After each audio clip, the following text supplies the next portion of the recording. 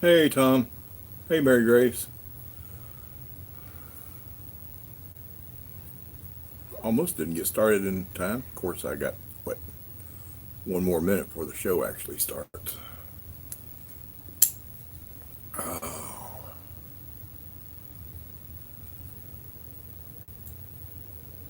I got to do something about my lighting. I look just all washed out. I look fine on the camera screen. On the computer, I look just washed out. I'm not that pale.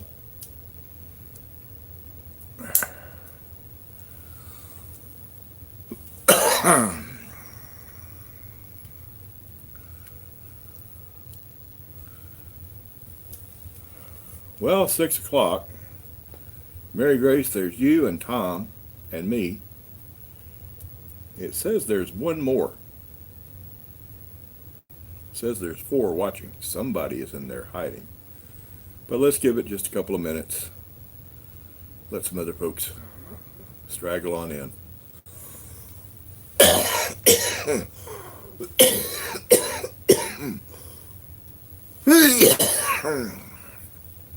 Is the stream doing okay? Is the audio and the video doing okay? Hey, June. How are you doing today? Jean, hello. Ah, you're the one that was hiding in the background, huh?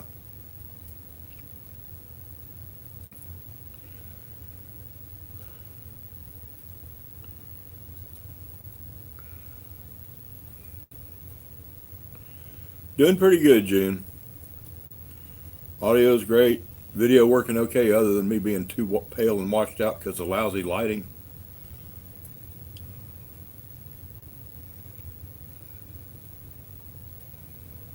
Yeah, we'll give it another minute or two. I better cut this stove back or I'm going to be burning up.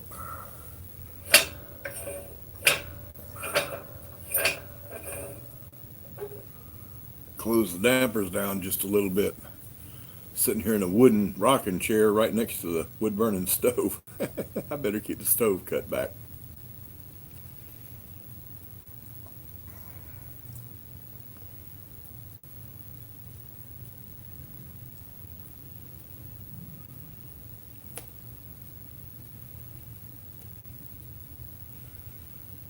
When I look down to see if anything's coming through on the comments, I'm just ignoring y'all up there, and that's not right.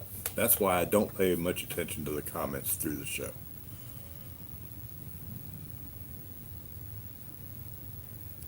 Thanks, Mary Grace. I really appreciate that.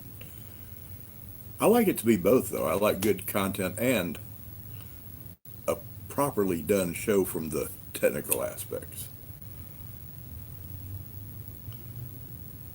Hey, Gatorsar, how are you doing? What is your name? Calling you Gatorsar just sounds weird.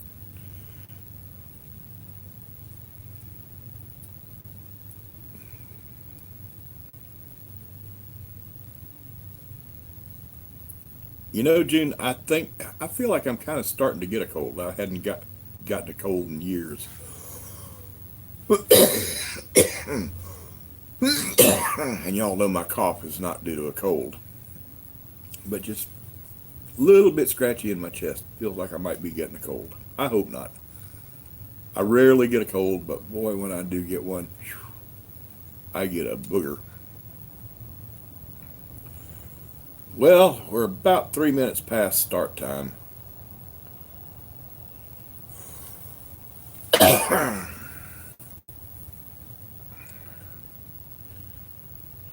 Try to give some people a little bit more time to come in.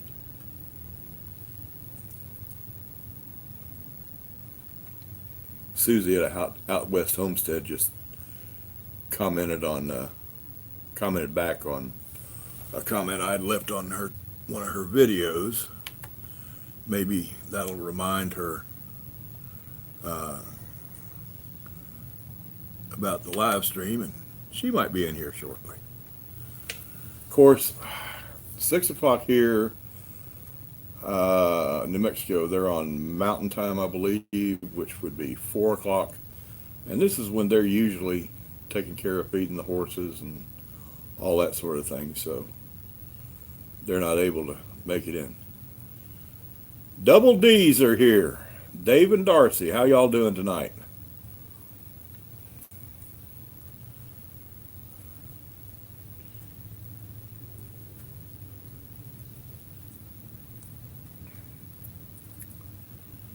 It's 4 minutes after. I'm going to give it one more minute for some people to, stragglers to come on in, and then we'll get started on the show.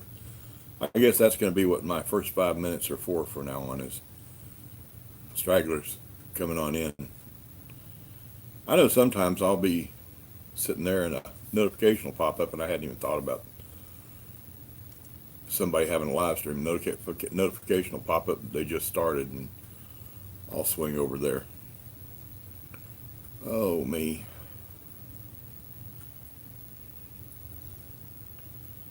Generational homestead. Now that would be interesting. What, 2 generations on one homestead, or just where you got the name? Let's see. What would I do if I had 2 female pigs that's grown up together? What do you mean, what would I do? Kinfolk Farmer Georgia is here. That are due in January? Again, what do you mean, what would I do? In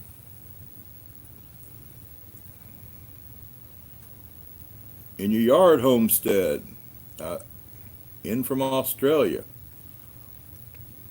Are you talking about would I put them in the same farrowing pen to birth together? Yeah, probably. Of course, a lot of it would depend on how big the farrowing pens are. My farrowing pens are 8 by 16, and that might be a little bit tight for 2 mamas to have babies together, but I think they'd work it out. I don't think there'd be a problem as far as, of course, a lot of it depends on breed too. I raise large blacks, which are great mothers, and they're great foster mothers too. So you'd wind up with piglets swapping back and forth, whoever had full nipples whenever they got hungry, and probably wouldn't be a problem. Some breeds, it would be a problem.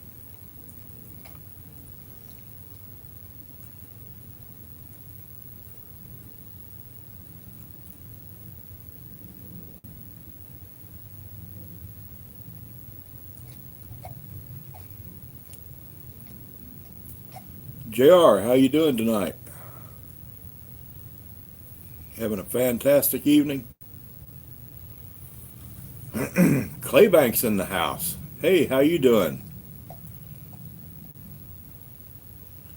Okay. 7 minutes after 6, and the show was supposed to start at 6, so it gave extra people time to come on in, so I guess that's pretty good. We got 12 watching. We've only got 4 thumbs up. Y'all don't forget that thumbs up down there. House cleaning. First thing I start every show with.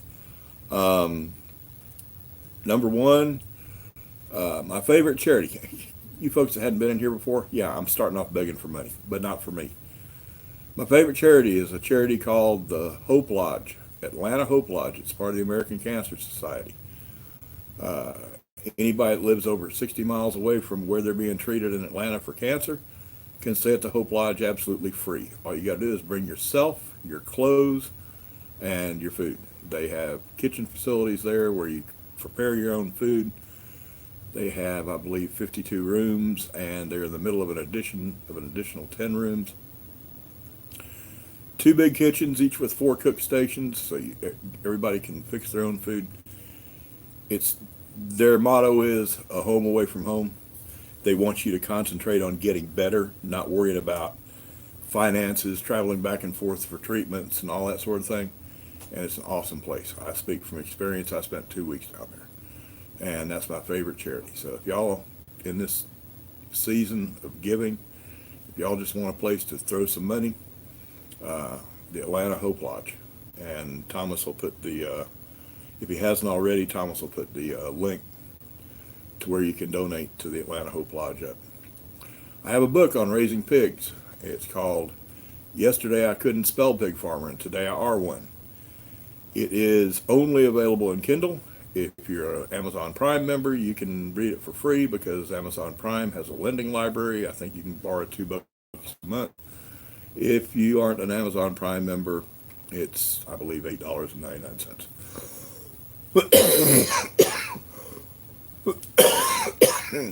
I wrote it to be a resource for the beginning pig farmer, and the feedback I've gotten on it is that I succeeded and that it is also an enjoyable read. So, let's start with the show. Let's see, am I missing anything? A mule deer doe. Where you live, JR? I know you don't live around here. We don't have muleys around here. I wish we had blacktails. They're big. Anyway, the show tonight. Townie's trash is a homesteader's treasure. I don't know about y'all. And some of y'all are homesteaders, like Tom, Claybank. Who else do I know is a homesteader? I'm not sure because I don't know all of y'all real good. But homesteaders pretty much know, and some of y'all are sort of on the edge.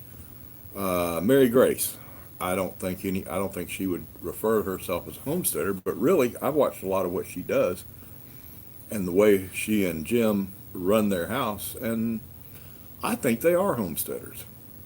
They could go a little bit farther, but I think they're homesteaders.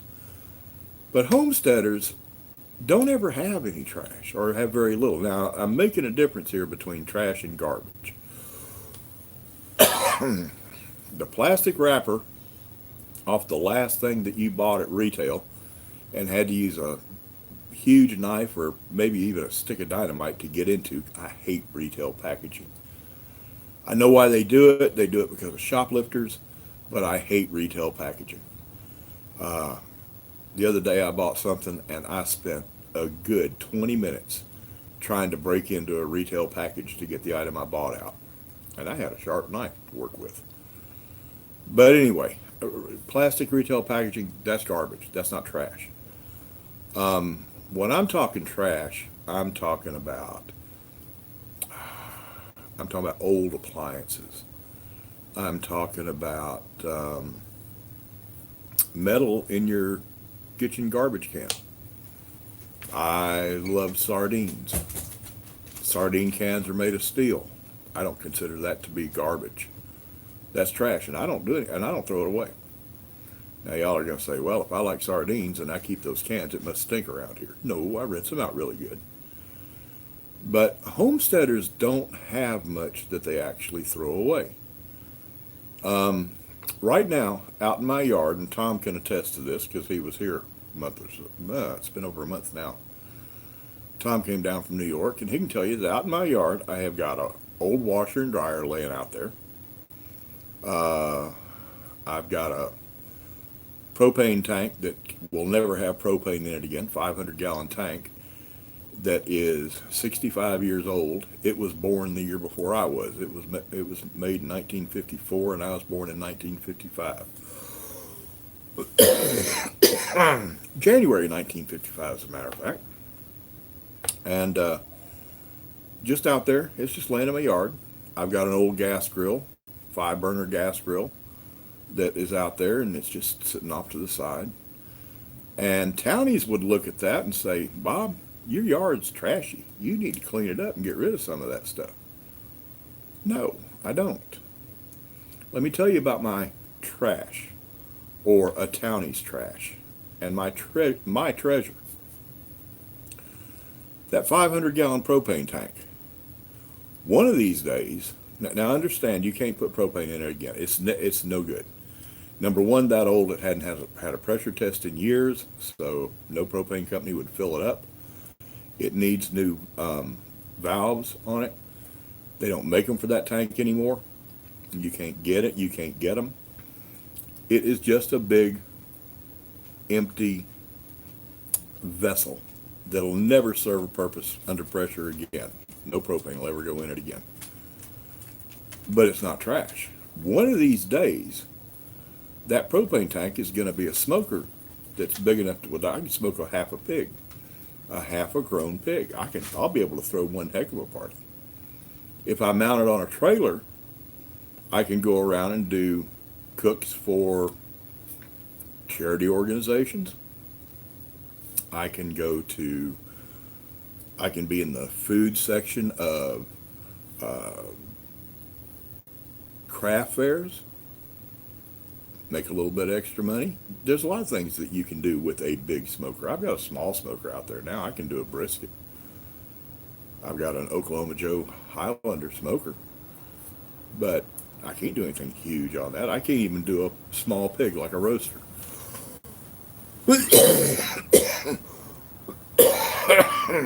But I'll be able to do a really big pig when I take that 500-gallon tank and turn it into a smoker. So that's not trash. Looks like crap, but it's not trash. Townie would think it was trash. I've got an old washer and dryer out there. We bought a new stack set it's been about 2.5 years ago, so that means that washer and dryer have been laying out there for about 2.5 years. And I could do a little bit to make it look better. I could actually take it apart because I don't need all of them. I need parts out of them. But those aren't trash. They're trash to a townie. They're trash to somebody who doesn't homestead and isn't used to repurposing things. But the washer,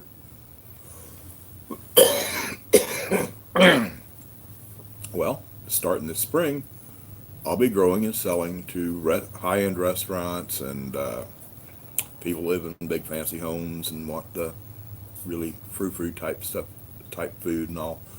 I'll be growing high-end salad greens, salanova, baby kale, baby radishes, that sort of thing. And you got to wash it, and you have to wash it in volume. Now, your little countertop salad spinner that you can get from As Seen on TV, that's fine for 1 or 2 people. If you're growing stuff to sell, it's not fine. You go out and you'll fill up a tote. You'll fill up a big tote full of greens, and you got to wash them. Well, if you take the center agitator out of a washing machine and